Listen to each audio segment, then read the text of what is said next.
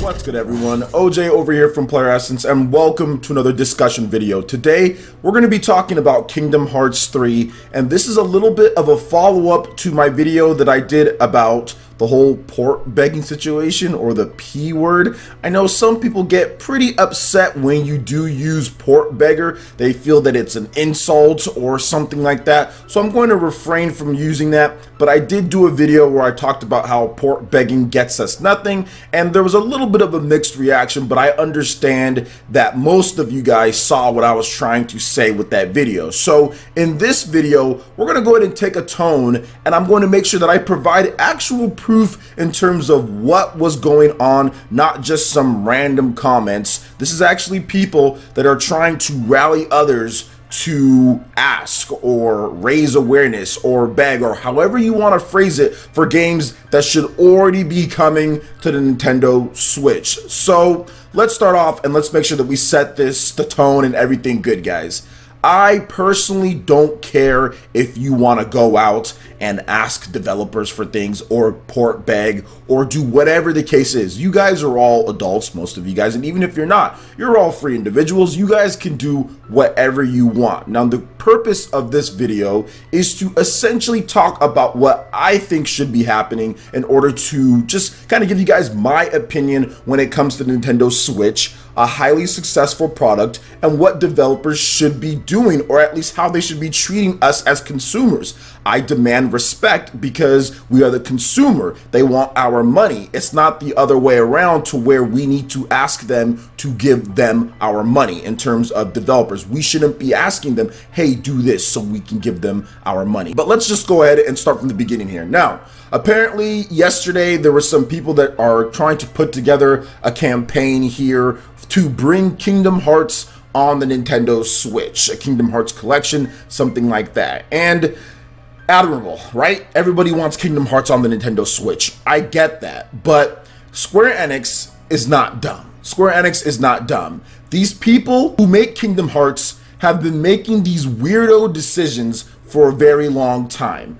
Kingdom Hearts has been on multiple Nintendo platforms before in the past, has been on multiple different handheld systems. We've got them on the Game Boy Advance. We've got them on the Nintendo DS. We got them on the Nintendo 3DS. So Kingdom Hearts already knows, based off of what they've put out on Nintendo platforms in the past, that Kingdom Hearts games all sell pretty well on Nintendo platforms. I think every single Kingdom Hearts game released on a Nintendo platform has sold a minimum of 700,000 units or more. And I know for a fact Dream Drop Distance was a million seller on the Nintendo 3DS. So with that information already there, exactly why should consumers have to go out there and ask or raise awareness for a game that we've already purchased multiple times in the past, or a franchise?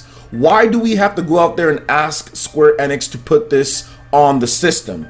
How many Xbox One owners did you see asking for Kingdom Hearts 3? Yet they got Kingdom Hearts 3.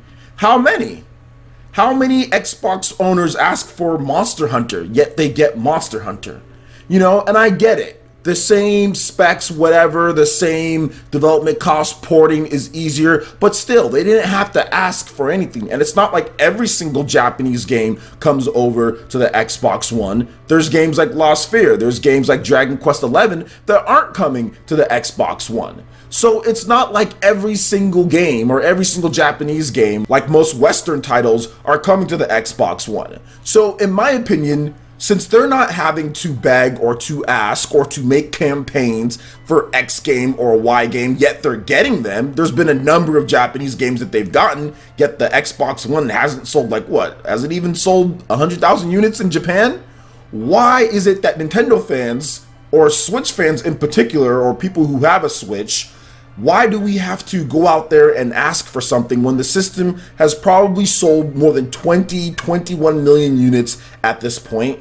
We've already proven that we've bought Kingdom Hearts games in the past, and we've already proven that we're buying RPGs. Let's just take a look at some of the most recent RPGs that we've seen. Not even of like the big budget quality come over, yet we've seen sales surpass what the other systems have in terms of PlayStation 4 or whatever the case is. You look at a game, for example, like Ys 8 Lacrimosa of Dana. The word out is that that game is doing just as well on the Nintendo Switch, or even better than the PlayStation 4 and the PS Vita versions of the game when you include digital and everything. Now also, let's take a look at Disgaea 5 on the Nintendo Switch. That game actually outsold the PlayStation 4 version of the game, and that's been a PlayStation exclusive type of franchise, PlayStation and PC, for a long time. And like the first one comes to a Nintendo platform since like the DS or something like that, and it's already outselling it, and it still continues to do well actually. And once the game officially hits 20 bucks, I think it's going to explode even more in popularity. And now if you look at the latest example, which I'll have a whole nother video on, Octopath Traveler, you have a high quality RPG built for the Nintendo Switch using all of its features, and look at what's happening. It's outselling many other games out there, and that's a classic RPG. So why do we have to continue to prove ourselves over and over and over that we're going to buy these type of games from these developers? I don't get that. Like, we didn't have to ask for Octopath Traveler, we just got it and we bought it, you know what I'm saying? So I don't feel that there's any need to have to ask for Kingdom Hearts. Now, we've seen this before with the Kingdom Hearts team. This is the main reason why I'm so apprehensive about this. Let's go back about a decade ago. Let's go back to the Wii, okay? On the Wii, Kingdom Hearts would have been the perfect fit on the Wii. You had an explosive system that had ties to Disney. There was a ton of different Disney games. You had exclusives like Epic Mickey, the first one that did really well. You would think that since Epic Mickey did really well and the Wii was a huge hit and you have the Wii remote and you can do some cool things, that Kingdom Hearts could come to the Wii, and these guys didn't even put Kingdom Hearts on the Wii. SD game, SD system, in my opinion, it could have been something they could have worked on and it would have done extremely well, and they didn't put a single Kingdom Hearts game on the Wii.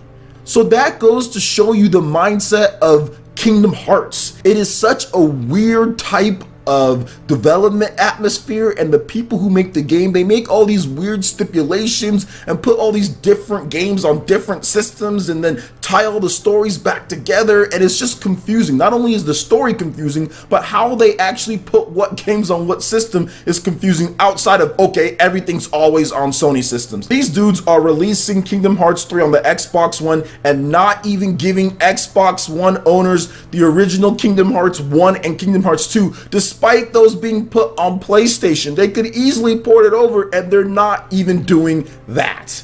Do you see what I'm talking about with the weirdness of the people who make Kingdom Hearts in particular, and the business decisions and what goes down there? Now, I'm not sure if there's some type of Sony exclusivity. I don't think there is. I haven't thought or haven't heard anything about that. There might be, but still, if you're going to put Kingdom Hearts 3 on a system, maybe you should put Kingdom Hearts 1 and 2, at least the minimum, on that system beforehand. It's almost like they're setting it up to fail, since nobody or the Xbox fans can't even play that one. So do you guys see what I'm saying? Even with the platform that's getting said game, it still hasn't gotten the previous games before that. So if you look at like the Nintendo Switch, which currently doesn't have a confirmation or isn't coming when it comes to Kingdom Hearts 3, why do you think they're going to make some type of collection, or why do you think they're going to do something for the Nintendo Switch when it comes to Kingdom Hearts, when they won't even do that for the Xbox One, where the games are coming to?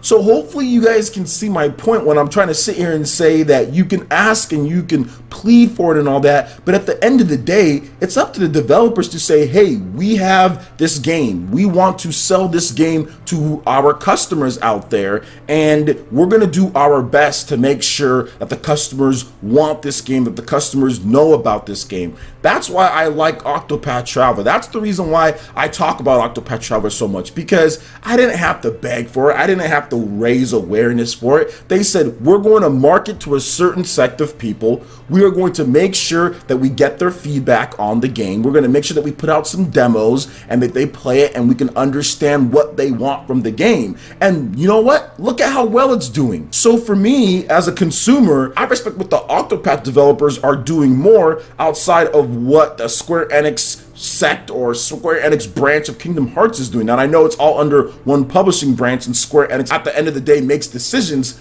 But at the same time, I'm not going to sit here and say, please give me this, when there are multiple Switch developers that are literally begging us to play their games and giving me review codes for certain things and saying, hey, can you check out this game? Or other publishers that are saying, we want to bring games to the Switch. This is what we're going to be bringing. I'm going to be more excited about those developers. I'm going to promote what they're saying, not what these dudes are saying. I'm not going to run it and go beg for it, you know, or run and go plead or raise awareness. I'm just not going to do that just because I don't feel there's any need to. I shouldn't have to do that as a consumer, in my opinion. So what do you guys think about all this when it comes to it? Hopefully you understand my point. I think that I kind of tried to make sure that I clarified. I don't want anybody to get upset with what I'm trying to say. I'm just trying to give you guys a little bit more information why I'm not going to be on the bandwagon when it comes to movements or hashtags and all that type of stuff. And you know, if you ask me, I'm going to politely say, please do not ask me to be part of these things because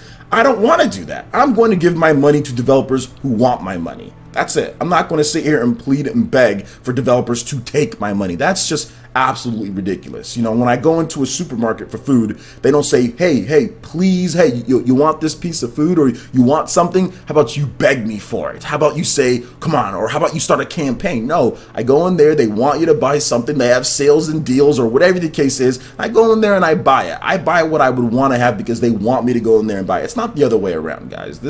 I just find this ridiculous, in my opinion. Now, once again, you guys are free to do whatever you want. I don't care if you guys push that, but just on my end, I'm not going to be taking part in any of that. And I think I've explained clearly why I'm not going to do that. And there's so many games, guys. My backlog is absolutely just crazy. So there's so many games to play from developers who actually want us to have their games on the Switch. So what do you guys think about what I said here? Let me know your thoughts in the comment section below. All right, Ninja, that wraps it up for this video here. Go ahead and check out the links in the description below. We got Facebook and Twitter. Go ahead and give us a like and a follow on our social media. Really helps us spread the content of PlayerEssence across the internet in addition to YouTube. Also, make sure you check out our Patreon, Twitch, and YouTube live gaming pages and consider supporting PlayerEssence. When you do so, it gets you access to all sorts of cool benefits, perks, rewards, and emotes via YouTube sponsorship. So check out the link in the description below and consider supporting PlayerEssence right here on YouTube. Hit that like button if you did like this video. Let me know you guys want more content like this going forward in the future. And subscribe to PlayerEssence for this RPG, Japanese, and Nintendo gaming news. Thank you so much for watching. I will catch you, Ninja, for the next video. Peace.